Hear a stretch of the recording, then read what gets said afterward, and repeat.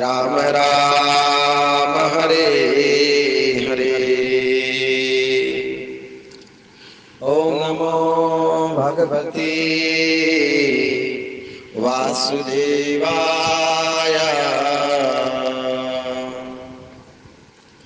ओम नमो भगवते वासुदेवाय।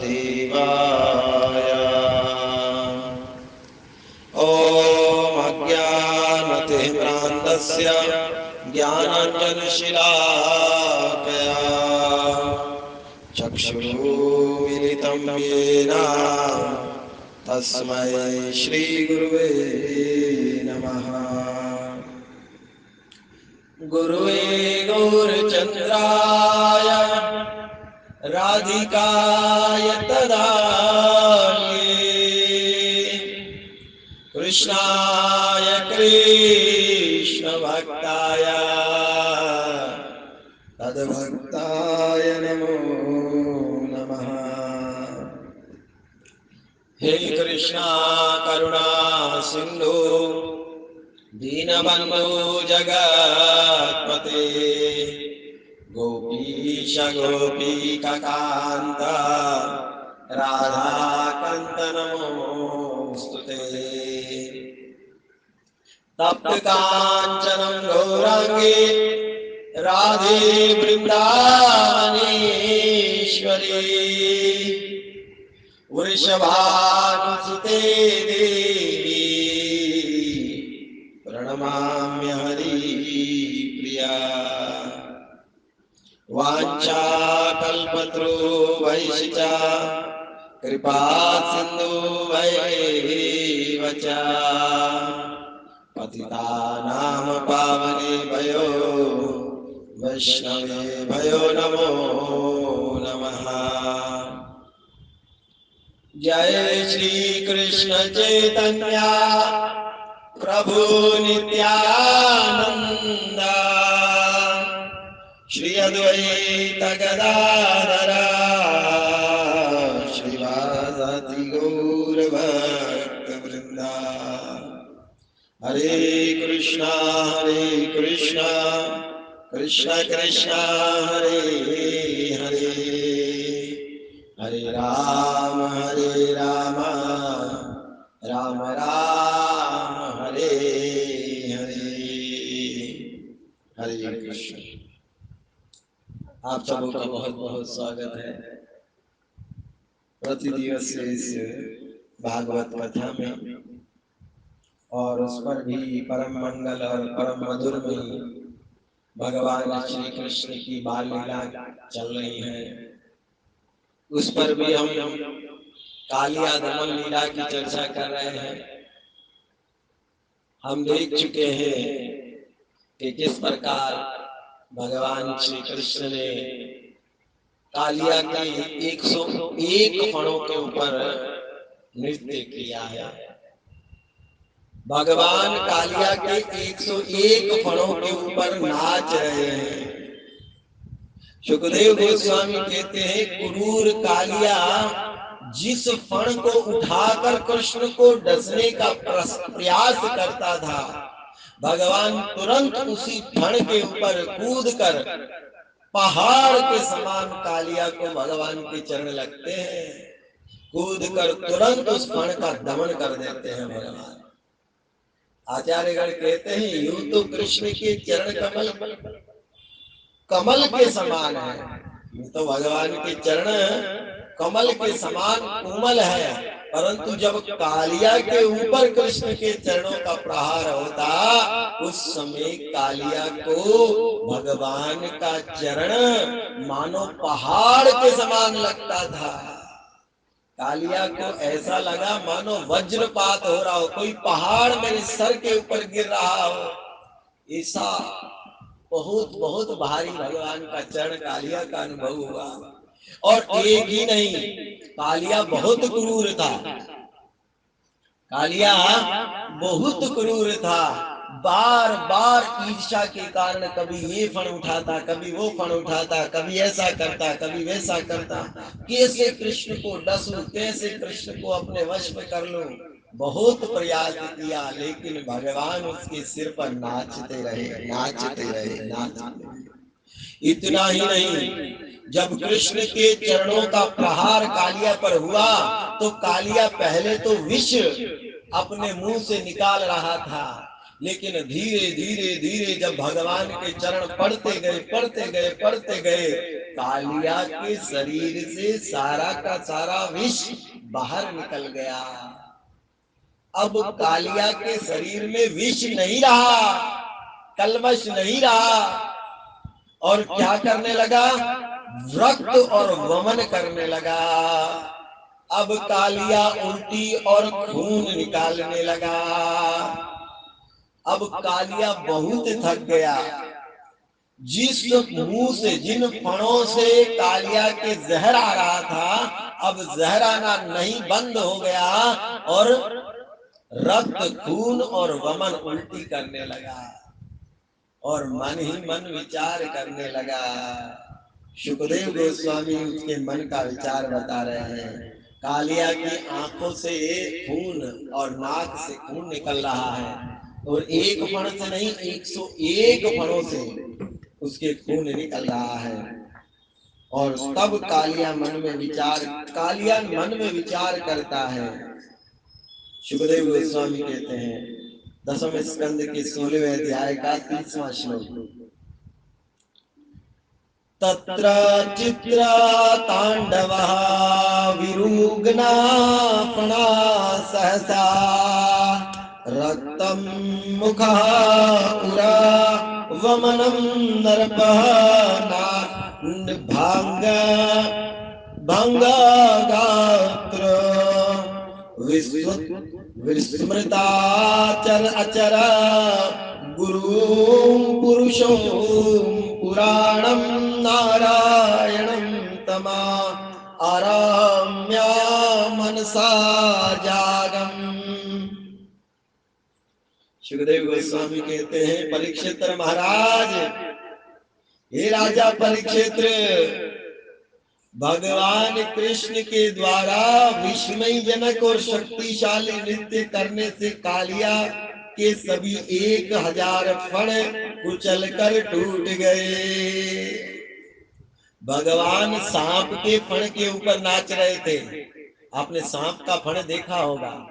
इस समय सांप के जो फण है ना, वो थोड़े पतले हैं, लेकिन यहाँ सुखदेव गोस्वामी और आचार्य कहते हैं, कालिया का सांप का फण बहुत चौड़ा था। सांप के कंधे भी होते हैं, आपने देखा होगा। सांप यदि चौड़ा हो तो उसके कंधे बनते हैं और फिर ऊपर फण आता है। तो कालिया के पहले कंधे थे जो बहुत चौड़े थे, और ऊपर फण बना हुआ था। भगवान ने कालिया के सारे फणों को कुचल डाला, कुचल डाला। कोई भी फण के अंदर इतनी शक्ति नहीं रही कि अब वो ऊपर उठकर कृष्ण को ढक सके। जिस फण को कालिया ऊपर करता, भगवान तुरंत उस फण पर लात अपने चरण दे मारते। जैसे किसी फण को ऊपर करता, कृष्ण के चरण उसके शीश पर पड़ते। सारे के सारे फणों को भगवान ने कुचल डाला। तब कालिया अपनी मुख से, अपनी नाक से रक्त और वमन करने लगा। तब कालिया अपने मुंह और अपनी नाक से उल्टी और खून निकालने लगा। कालिया के मुंह से उल्टी आने लगी, कालिया की नाक से खून बहने लगा। तब भगवान श्री कृष्ण समस्त चराचर शाश्वत जगत के स्वामी आदि भगवान नारायण के रूप में पहचान लिया।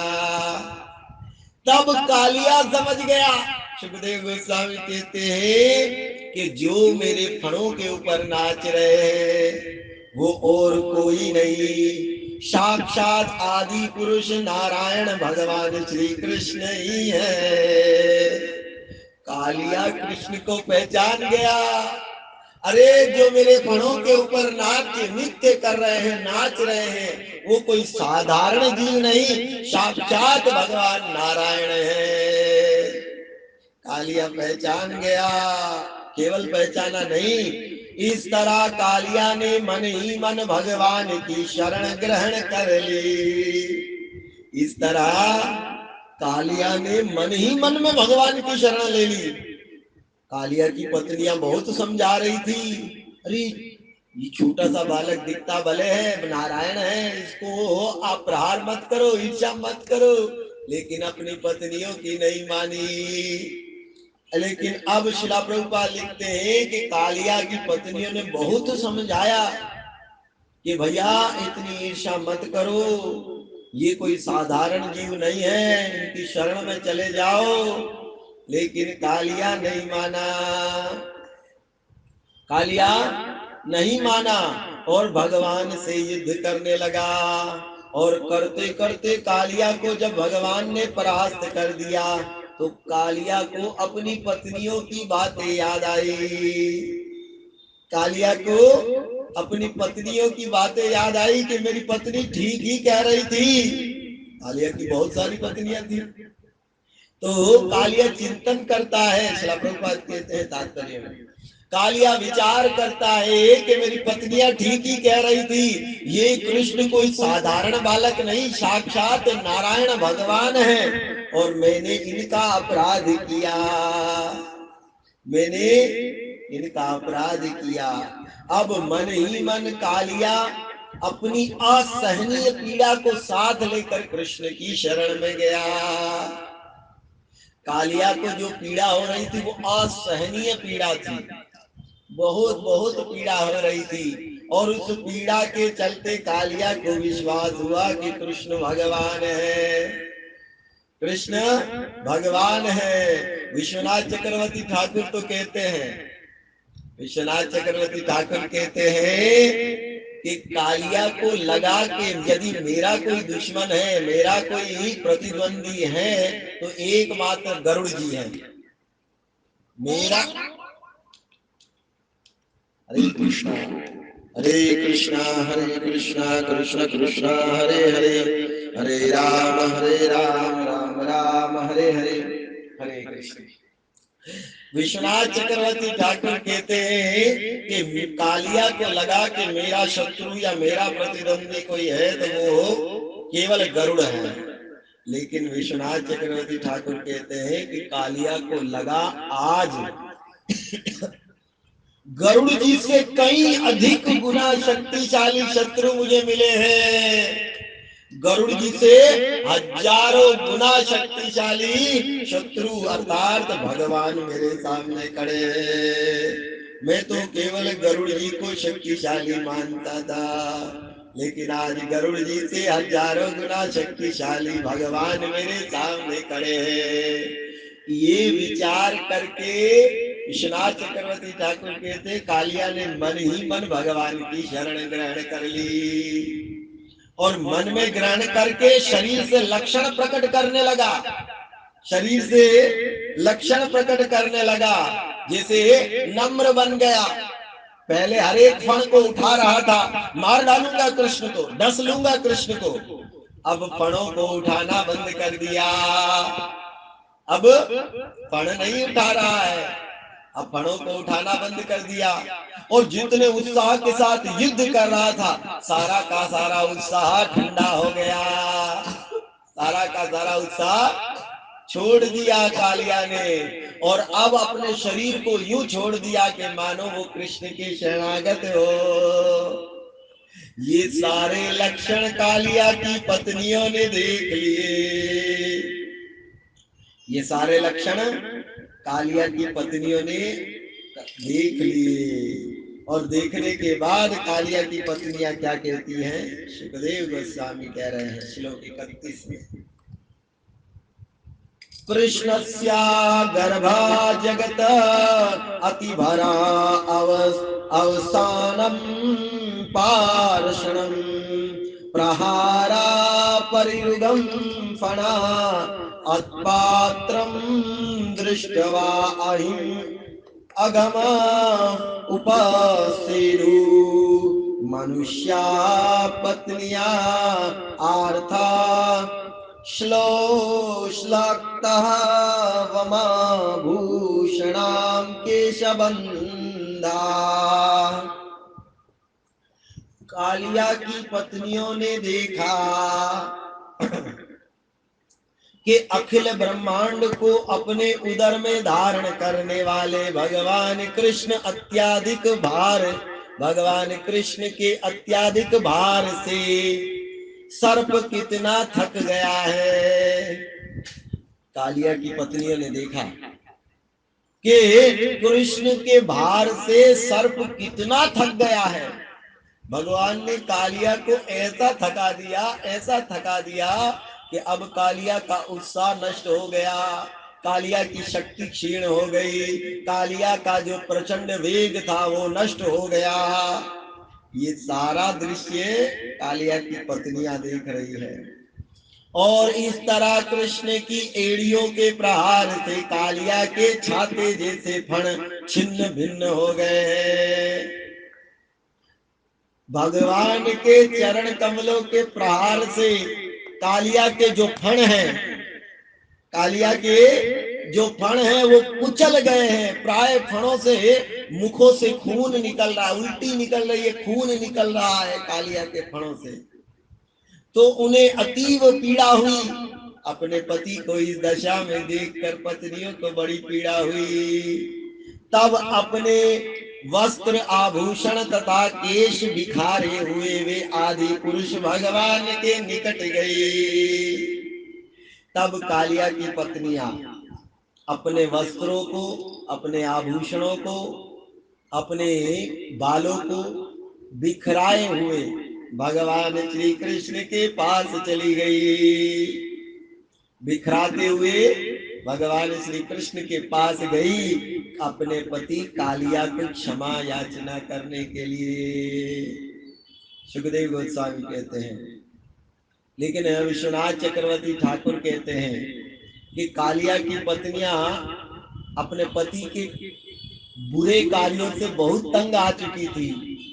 विश्वनाथ चक्रवर्ती ठाकुर कहते हैं कालिया की पत्नियां कालिया के बुरे प्रभाव से बहुत तंग आ चुकी थी।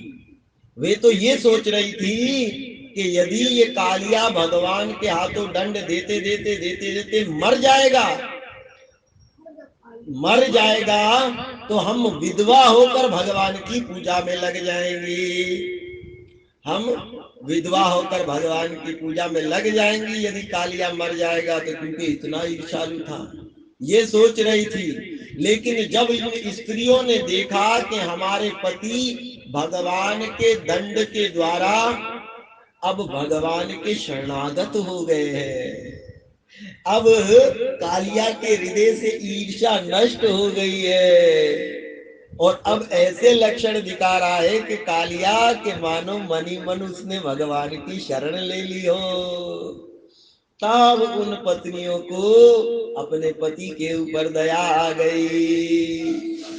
ये देखकर कि वो विनयशीलता, पश्चाताप, शोक और संदेह के लक्षण प्रकट कर रहा है, उन्होंने सोचा देखो ना हम कितनी भाग्यशाली है।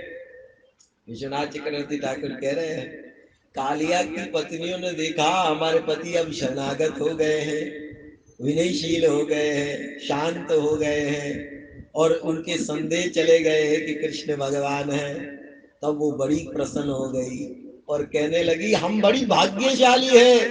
क्यों भाग्यशाली है? क्योंकि हमारे पति कालिया अब वैष्णव बनने जा रहे हैं।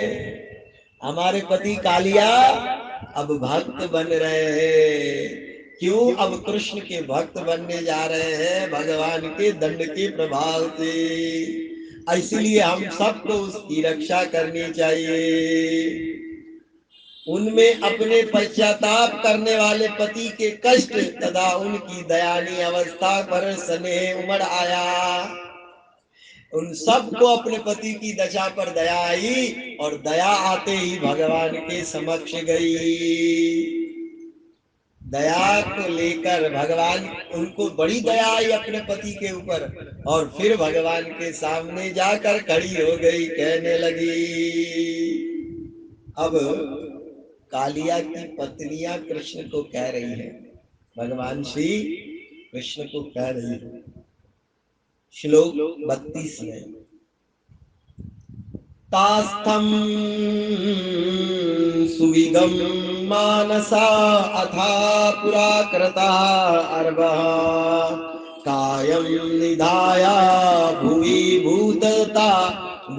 भूतपतिं प्राणे साधवया कर्ता अंजलि पुटा श्लामस्या भ्रतु मोक्षा इपस्वा शरणपदं शरणं प्रपन्ना।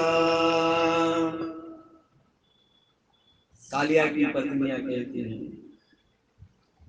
अत्यंत उद्विग्नता उन साध्वी स्त्रियों ने अपने बच्चों को अपने आगे कर लिया।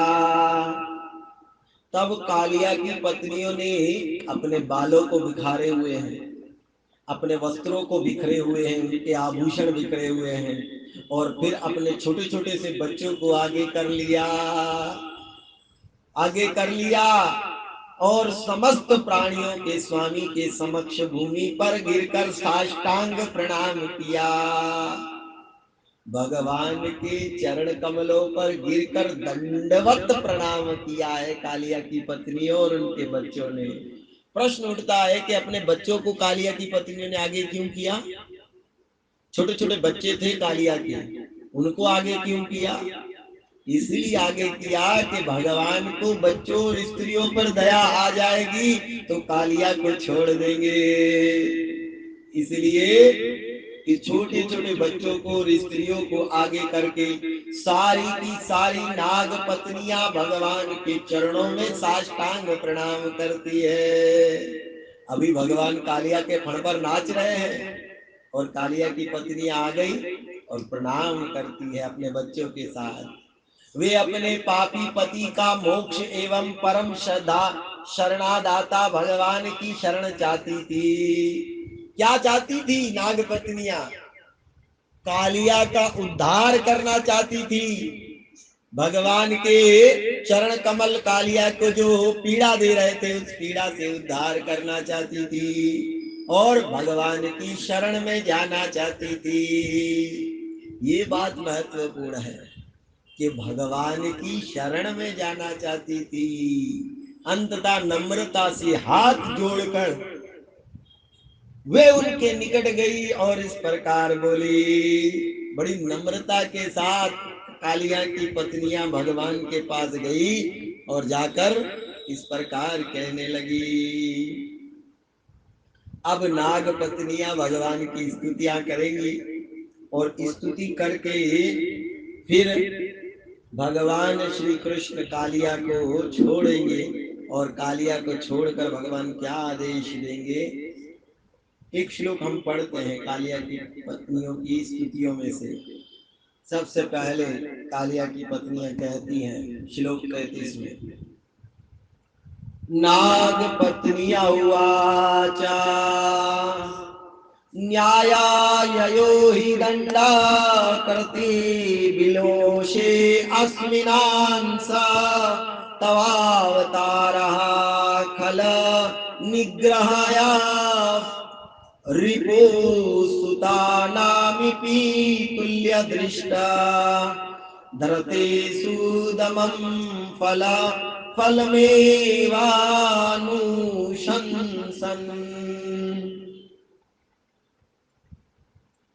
कालिया सर्प की पत्नियों ने कहा, हे प्रभु, आपने इस अपराधी को जो दंड मिला है वो निसंदेह उचित ही है। हे भगवान, आपने हमारे पति कालिया को जो दंड दिया है निश्चित रूप से वो बड़ा उचित दंड है। आपने ठीक ही किया है। कालिया को ऐसे ही दमन करना चाहिए था, कालिया का ऐसे ही दमन होना चाहिए था। आपने बहुत बढ़िया किया है। अब देखिए जरा, कालिया की पत्नियां भगवान से कह रही आपने ठीक किया। अगर कोई साधारण जीव यदि ऐसा होता तो वो कभी भी अपने पति की इस दशा पर, जिसने ये दशा की है उसके विरुद्ध ऐसी प्रशंसा नहीं करता। लेकिन नाग पत्नियां जानती है कि कालिया ईर्ष्यालु है और कृष्ण परम पवित्र भगवान है, इसलिए वो कह रही है प्रभु जो आपने किया उचित किया, आपने जो किया है उचित किया है, न्याय सही न्यायपूर्ण, निश्चित रूप से आपने न्याय के साथ इसको दंड दिया है, अन्याय नहीं किया आपने। अरे आपने इस जगत में ईर्ष्यालु तथा क्रूर पुरुषों का दमन करने के लिए ही तो आप आए हैं। आप आए क्यों हैं? नागपत्नियां कहती है क्रूर और ईर्ष्यालु व्यक्तियों का दमन करने के लिए ही आप आए हैं।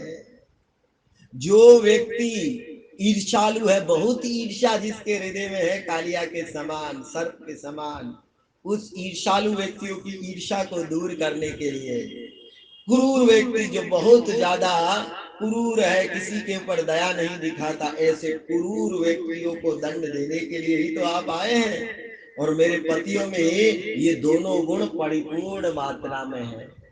नागपत्नियां कहती है कालिया ईर्ष्यालु भी है और क्रोधी भी, क्रूर भी है, तो इन दोनों दोषों को दूर करने के लिए ही तो आप आए हैं, और वही दोष मेरे पति में है। तो आपने बड़ा अच्छा किया, आप इतने निपक्ष हैं कि आप अपने शत्रुओं तथा पुत्रों को समान भाव से देखते हैं। भगवान आप कभी पक्षपात नहीं करते हैं। देखिए नागपत्नियां कह रही है हे कृष्ण कभी आप पक्षपात नहीं करते हैं। राजा परीक्षित महाराज ने भी प्रश्न उठाया था, परीक्षित महाराज ने भी प्रश्न उठाया समुद्र मंथन के प्रसंग में कि क्या भगवान पक्षपात करते हैं, असुरों का पक्ष लेते हैं और सुरों देवताओं का पक्ष लेते हैं और असुरों को मार देते हैं। तब सुखदेव गोस्वामी महाराज ने भी समझाया नहीं नहीं नहीं, भगवान के अंदर पक्षपात नहीं है। यहाँ नागपत्नियां उसका बड़ा सुंदर कह रही हैं, प्रभु आप निपक्ष हैं, आप किसी का पक्ष नहीं लेते हैं, किसी का भी पक्ष नहीं लेते हैं, आप अपने शत्रुओं को पुत्रों के समान मानते हैं। आप अपने पुत्रों में और शत्रुओं में दोनों में कोई भी भेद नहीं बरतते हैं। नहीं तो विचार कीजिए, जितने भी शत्रु भगवान श्री कृष्ण के हाथों मारे गए, बल्कि मारे नहीं, वो सब के सब तारे गए हैं, उद्धार किया है भगवान ने उन सब का। पूतना हृदय में ईर्ष्या जहर धारण करके आई, भगवान श्री कृष्ण को स्तन पान कराऊंगी, मार डालूंगी। भगवान ने स्तनों के साथ प्राण भी पी लिए, और जब प्राण पी लिए तो पूतना को अपने धाम भेजकर अपनी मां बना लिया, दात्री बना लिया। अब जरा विचार कीजिए, अगर भगवान के अंदर पक्षपात होता तो पूतना का उद्धार क्यों करते? भगवान कह देते पूतना तो मुझसे ईर्ष्या करती है, उसे अपने धाम क्यों भेजूं? और जितने भी राक्षस असुर हुए हैं जो सब भगवान के हाथों मारे गए, उन सबका उद्धार हुआ। भगवान कह सकते थे कि इन असुरों का उद्धार क्यों करूं, अपने भक्तों का उद्धार करूंगा, वो मुझसे प्रेम करते हैं, मेरी सेवा करते हैं।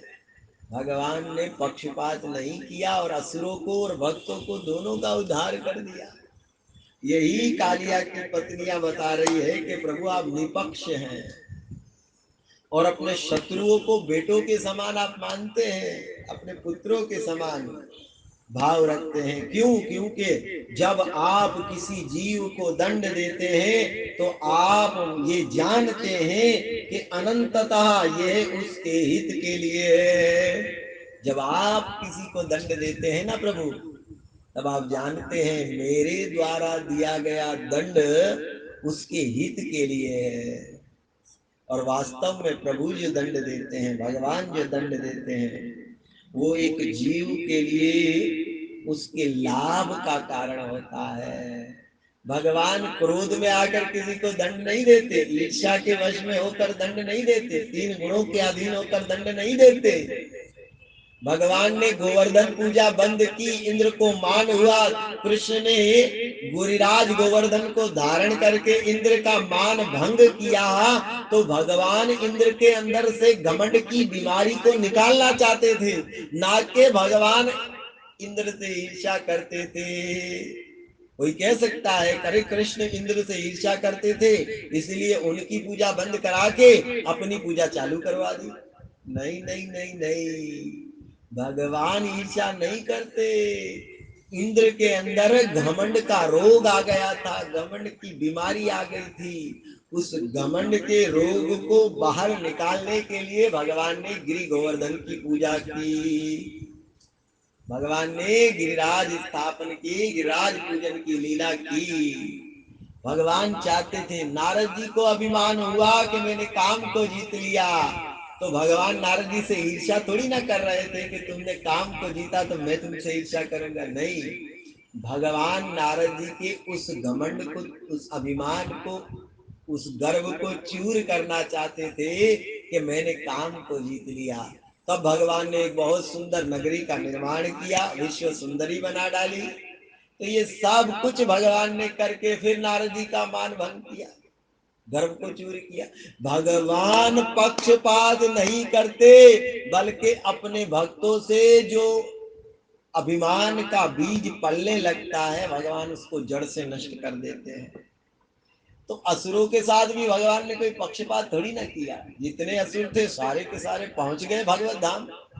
गजेंद्र और ग्रह के प्रसंग में आप देखिए, जब हाथी के पैर को मगरमच्छ ने पकड़ के रखा, उस समय हाथी ने एक कमल की नाल से एक कमल तोड़ा, अपनी सूंड से एक कमल तोड़ा और भगवान की तरफ उठाकर उनकी स्तुतियां प्रार्थना करने लगा। भगवान हरि आए हैं, आकर भगवान ने पहले अपने चक्र से मगरमच्छ के गले को काट दिया और हाथी के पैर को मुक्त किया। तो प्रश्न उठेगा, भगवान ने हाथी से ईर्ष्या की है तभी उसे मार डाला, और भगवान ने मगरमच्छ से ईर्ष्या की तभी उसे मार डाला और हाथी को बचा लिया? नहीं भैया नहीं, भगवान ने पहले मगरमच्छ का उद्धार किया, उसे अपने धाम में भेजा और फिर हाथी को अपने धाम में लेकर गए। फिर भगवान ने उनका उद्धार। कहने का अभिप्राय, भगवान ईर्ष्या नहीं करते, भगवान की दृष्टि समभाव है। हाँ, हमारी दृष्टि माया से ढकी है, इसलिए हम भगवान के कार्यों में हस्तक्षेप कर देते हैं और कह देते हैं, अपराध कर देते हैं हम लोग। हमारी आंखों पर माया का पर्दा है, इसीलिए हम भगवान की लीला को भी साधारण मान बैठते हैं।